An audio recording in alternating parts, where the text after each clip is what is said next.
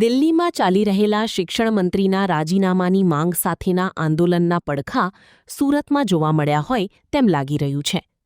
ત્યારે સુરતમાં કલેક્ટરાલયે પહોંચેલા નાના બાળકોથી લઈ વડીલો સુધીના આંદોલનકારીઓએ હાથમાં પોસ્ટરો અને બેનરો સાથે વિરોધ પ્રદર્શનમાં જોડાયા હતા.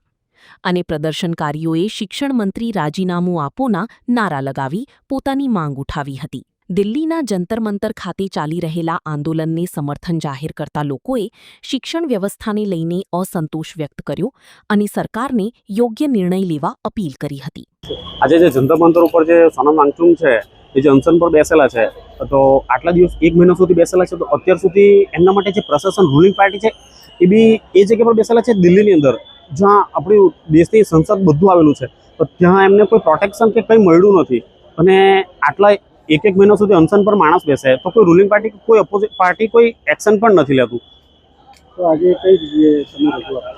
આજે અમે કલેક્ટર સાહેબશ્રીને એવી રજૂઆત કરી છે કે આજે ત્યાં અનશન જે ચાલે છે અને અમને સોનમ વાંગચુકને અમે પ્રોટેસ્ટ કરીએ છીએ અને એમના અગેન્સ્ટમાં જે બી હોય એ તો અમે એક્શન લેવામાં આવે.